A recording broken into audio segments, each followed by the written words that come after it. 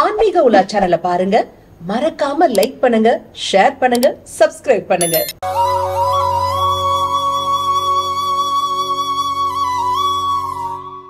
ஆன்மீக உலா அன்பு நேயர்களுக்கு இனிய வணக்கம். வெள்ளிக்கிழமைகளுக்கும் மகாலட்சுமிக்கும் நிறைய சம்பந்தம் இருக்கு அப்படின்னு நம்ம எல்லாருமே கேள்விப்பட்டிருக்கோம் இல்லையா? வெள்ளிக்கிழமையில வீட்டுல நம்ம எந்தெந்த விஷயங்கள் செய்தாக்க மகாலட்சுமியின் முழு கடாட்சம் நமக்கு கிடைக்கும், இது குறித்த தெளிவான விளக்கங்களை நமக்கு சொல்வதற்காகவே நம்ம கூட இணைந்திருக்காரு ஆண்டாள் வாஸ்துவின் துணை நிறுவனர் திரு கைலை கே கோவிந்த் அவர்கள். வாங்க நேர்களே, சார் சந்திப்போம். வணக்கம் சார். வணக்கம், வாழ்க வளமுடன். திருவே தஞ்சம், திருவரங்கனே தஞ்சம், தஞ்சமணிந்தனம் ராமானுஜரே தஞ்சம், சூடி கொடுத்த சுடுகுடி கோதினாச்சியார் ஸ்ரீ மத்திய விஷ்ணு சித்தாரிய மனோநந்தன கேதவே நந்தநந்தன சுந்தரி ஹோதாய் நித்தியமங்கலம், ஜெய்கந்தி ஜெய் ஸ்ரீராம். சார், சில பேர்லாம் பாத்தீங்கன்னாக்கா தலை போற தருணமா இருந்தா கூட வெள்ளிக்கிழமை அன்னைக்கு யாராவது வந்து கடன் கேட்டாலோ இல்ல ஏதாவது செலவு செய்யணும் அப்படின்னு இருந்தாலும் நிச்சயமா செய்யவே மாட்டாங்க சார். இன்னும் சொல்ல போனா இரவு நேரங்கள்ல வந்து இரவல் கொடுக்க மாட்டாங்க. இந்த மாதிரியான விஷயங்கள்லாம் ஃபாலோ பண்றாங்க இல்லைங்களா? இதெல்லாம் நிஜமாவே தேவைதானா இல்ல மூட நம்பிக்கையா? அற்புதமான கேள்வி மேடம். இது மூட நம்பிக்கை கிடையாது மேடம், முழுமையான நம்பிக்கை தான், உண்மையான விஷயம்தான். இப்போ வெள்ளிக்கிழமைன்னு சொன்னாவே அதாவது சந்திரனுக்குரிய சுக்கிரனுடைய அம்சம், மகாலட்சுமியோட அம்சம் தான். இப்போ நீங்கள் வெள்ளிக்கிழமையில நல்ல விஷயங்கள் நிறையா செய்யும் பொழுது உங்களுக்கு நிறைய பெருகுங்கிறது தான் உண்மையான விஷயம். நம்ம ஒரு வீடு இருக்குன்னா மேடம், இப்போ ஆணாக இருக்கட்டும் பெண்ணாக இருக்கட்டும் யாராக இருந்தாலும் ஒரு வீடுன்னு சொன்னோம்னா நம்ம வீட்டில் என்ன வைக்கிறோம்னா முதல்ல தலைவாசல் வைக்கிறோம். அது வந்து அம்சமான மகாலட்சுமி பொருந்திய இடம். இப்போ இந்த மகாலட்சுமி பொருந்திய இடத்துல நம்ம எல்லாருமே சின்ன சின்ன விஷயத்தை ஃபாலோ பண்ணும்போது ரொம்ப சிறப்பாக இருக்கும். ஒரு வீடாக இருக்கட்டும் மேடம், ஒரு கோவிலாக இருக்கட்டும் மேடம், எப்பொழுதுமே ஒரு ராஜ நிலை இருக்குது, கீழ்ப்படி உள்ள நிலை இருக்குன்னா அந்த நிலையை மிதிச்சுட்டு நம்ம போகக்கூடாது மேடம் வீட்டுக்குள்ளேயே. அப்போ அந்த நிலையை தாண்டி தான் போகணும். அப்போ தான் நிலையை எந்த காலில் தாண்டணும்னா தன்னுடைய வலது காலால் தான் தாண்டி போகணும். இப்போ ஒரு புதுமனை பெண் வர்றா, ஒரு புதுமனை பூப்பி விழாவுக்கு போகிறீங்க, உங்கள் வீட்டில் என்ன பண்ணுவீங்க, முதல்ல வலது கால் எடுத்து வச்சு தான் தண்ணி எடுத்துகிட்டு போவீங்க. அதே மாதிரி ஒரு திருமணமாகி மருமக வர்றா அவங்க வீட்டிலனா ஒரு இதாக வச்சுக்கிட்டு பொருளை வச்சுட்டு என்ன பண்ணுவீங்க, மருமகளே வாப்பான்னு மகனையும் மருமகளை கூப்பிடல, வலது காலை வச்சு உள்ளவான்னு கூப்பிடுங்க. அப்போ யாருமே நிலையை மிதிச்சுட்டு வான்னு சொல்ல மாட்டோம். அந்த இடத்துல நிலை வந்து நம்ம முன்னோர்கள் சம்பந்தப்பட்ட விஷயம். அப்போ நிலையை மிதிச்சுட்டு போகாமல் மகாலட்சுமி இருக்கக்கூடிய நம்ம வீட்டில் இருக்கக்கூடிய வாசம் செய்யக்கூடிய பகுதி. அப்போ எங்கே இருந்தாலும், இப்போ கோவிலாக இருந்தாலும் சரி, நீங்கள் வந்து வீடாக இருந்தாலும் சரி, நிலையை மிதிக்காமல் தாண்டி போகிறது மிக சிறப்பான விஷயம் மேடம். நிச்சயமா சரி. அதே மாதிரி வெள்ளிக்கிழமை அன்னைக்கு வந்து யாராவது வந்து ரொம்ப அத்தியாவசிய தேவைன்னு கடன் கேட்டா கூட கொடுக்காதீங்கப்பா அப்படின்னு சொல்றாங்களே, இது உண்மையா? இல்லை மேடம், இது ஏன் நான் சொல்கிறேன்னா நம்ம வீட்டில் உள்ள பணங்கள் வந்து நம்ம வீட்டுக்கு மகாலட்சுமி வரணும்னு தான் ஆசைப்படுவோம். யாராக இருந்தாலும், அது சின்ன ஆளாக இருந்தாலும் சரி, பெரிய ஆளாக இருந்தாலும் சரி, மிடில் கிளாஸாக இருந்தாலும் சரி. இப்போ பாருங்களேன் மேடம், நம்ம என்னைக்காவது நீங்கள் நம்ம வெள்ளிக்கிழமையில நம்ம பணம் கொடுக்காம இருந்து பாருங்கள், கடன் கொடுக்காம இருந்து பாருங்கள். கேட்குறத நீங்கள் என்ன பண்ணணும், வெள்ளிக்கிழமையில என்ன பண்ணலாம்னா நீங்கள் நிச்சயமாக பணத்தை ஈர்க்கக்கூடிய விஷயத்த செய்யணும். அதாவது வெள்ளிக்கிழமைனாவே சுக்கிர உரை, அதாவது சுக்கிரன் சம்பந்தப்பட்ட விஷயம். சுக்கிரனாவே பணம். இப்ப வெள்ளிக்கிழமையில இந்த விஷயத்த செஞ்சா ரொம்ப சிறப்பா இருக்க போறீங்க. அப்ப எந்த விஷயம் சார்? சூப்பர் கேள்வி. நீங்க கேள்வி நானே கேட்டேன், சாரி மேடம். அப்ப வெள்ளிக்கிழமையில எந்த விஷயம் பண்ணா நல்லா இருப்போம்னு பார்த்தா, வெள்ளிக்கிழமையில நீங்க என்ன சொல்லணும், கடவுளுக்கு முதல்ல நன்றி சொல்லணும். மகாலட்சுமி என்னுடைய வீட்டிற்கு வந்ததற்கு நன்றி, என் கூட நிறைய தங்கி இருந்தது நன்றின்னு சொல்லி உங்க வீட்டுல உள்ள நீங்க ஹிந்துவா இருங்க, முஸ்லீமா இருங்க, கிறிஸ்டினா இருங்க, எதை வேணா இருந்துங்க, உங்க நல்ல அழகா ஒரு தட்டு வெள்ளி தட்டை வச்சுக்கிட்டு அதுல சிகப்பு கலர் துணியை வச்சு நிறைய பணத்தை அடுக்கி வச்சு, பணம் எங்க வீட்டில் வந்ததற்கு நன்றின்னு சொல்லுங்க.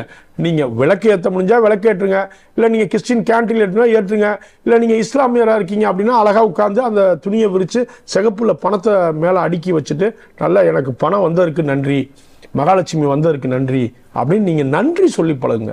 ஏன் சார் குறிப்பா சிகப்பு துணி? இந்த சிகப்புங்கிறது மேடம் பணத்தை இருக்கக்கூடிய அற்புதமான கலர் மேடம். இப்போ ஒரு பிரைம் மினிஸ்டர் ஒரு இடத்துக்கு வர்றாருன்னா சிகப்பு கம்பளம் போட்டு வரவேற்பாங்க.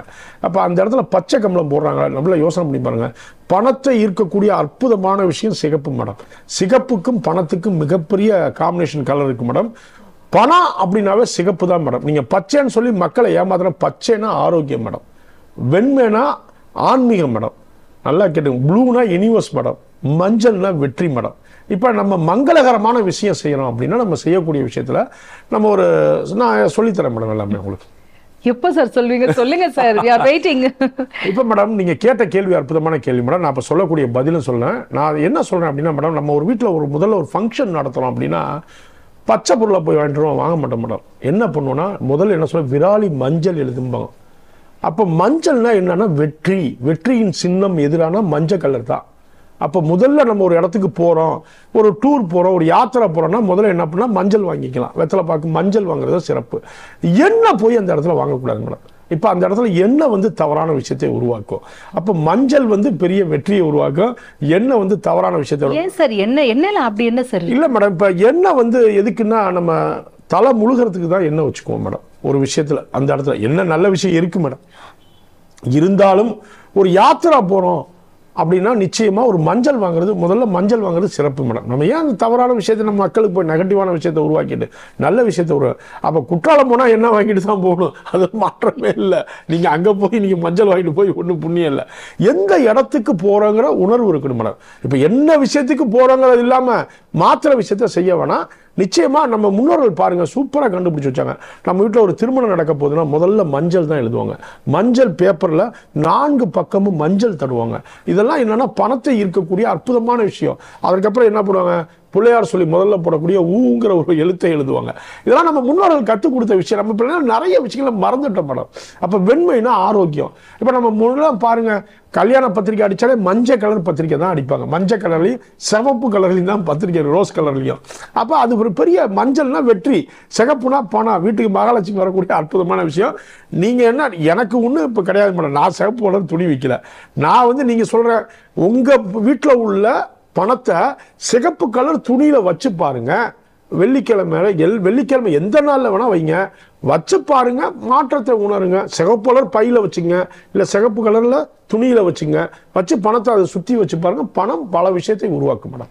நிச்சயமா சார், தெளிவான விளக்கம். இப்போ வெள்ளிக்கிழமை அன்னைக்கு வந்து இப்போ ஒரு கம்பெனி நடத்துறோம் சார், அன்னைக்கு வந்து சேலரி போட்டே ஆகணும் எம்ப்ளாயிஸ்க்கு அப்படின்னு இருக்கும்போது வெள்ளிக்கிழமை அன்னைக்கு போட மாட்டேங்க, சனிக்கிழமை போடுறேன் அப்படின்னு சொல்ல முடியாது இல்லைங்களா? அப்ப என்ன பண்ணணும் சார்? இல்லை மேடம், இப்போ வந்து பாருங்க மேடம், வெள்ளிக்கிழமையில யாருமே சம்பளம் கொடுக்க மாட்டாங்க மேடம்.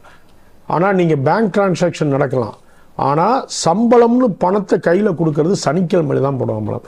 ஏன், அதில் நம்ம முன்னோர்கள்லாம் சாமானியப்பட்ட அசால்ட்டாக, சனின்னா மேடம் கால் சம்பந்தப்பட்ட விஷயம் மேடம். அப்போ அந்த சனின்னா சனி பெருக்கு மேடம். முதல்ல விஷயம், சனினா இன்னைக்கு 1 லட்சம் ரூபா சம்பளம் போடணும், அடுத்த வாரம் 1.5 லட்சம் போடணும். அப்போ பெருக்கக்கூடிய விஷயம். சனி பகவான் என்ன பண்ணுவார், அதாவது சனி பிடிச்சிச்சுன்னா எல்லாம் பயப்படுவாங்க. கிடையவே சனியை மாதிரி கொடுக்குறாலே கிடையாது.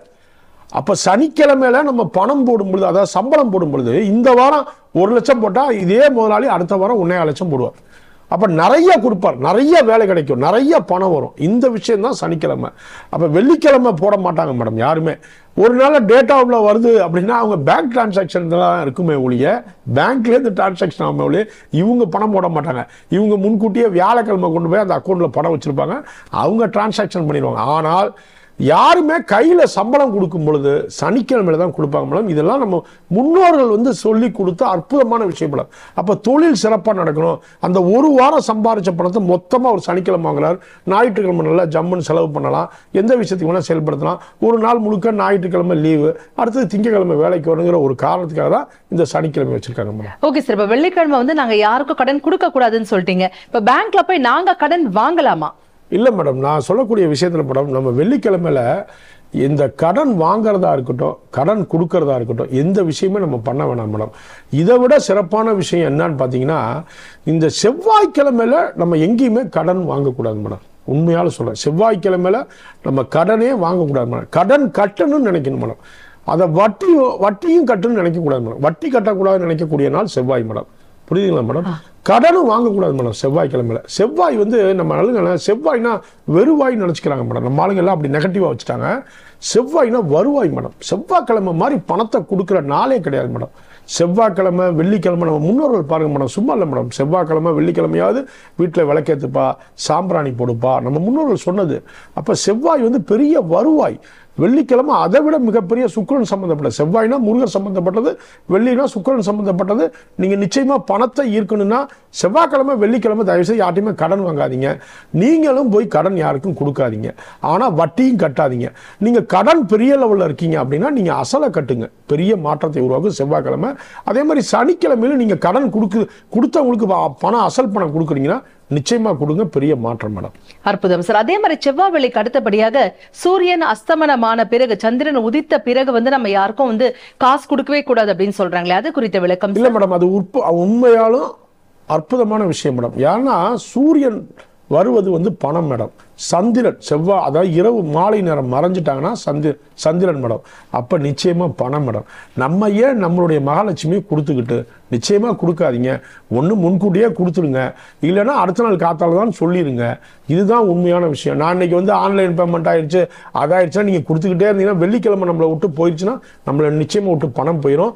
பணத்தை வெள்ளிக்கிழமை மாலை நேரத்தில் இரவுக்கு அப்புறம் சுக்கிர உரைன்னு சொல்லக்கூடிய இரவு 8 to 9 ரொம்ப அற்புதமான நேரம். நீங்கள் வெள்ளிக்கிழமை அது அத்தியாவசியம் ஒரு மருத்துவ செலவு எப்படி ஏதோ ஒரு இம்பார்ட்டண்டாக கொடுங்க. ஆனால் அந்த 8 to 9 மட்டும் நிச்சயமாக நீங்கள் யாருக்குமே வெள்ளிக்கிழமையில பணம் கொடுக்காதீங்க. இரவு 8 to 9 அது மிகப்பெரிய நேரம், அற்புதமான நேரம். அந்த நேரத்தில் உங்கள் கல் உப்பு வாங்குங்க, பணத்தை ஈருங்க, மிகப்பெரிய வெற்றி பெறுங்க மேடம். எல்லாருமே எங்கே தேடுவேன்னு தேடுற 3 எழுத்து மந்திரம் பணம்.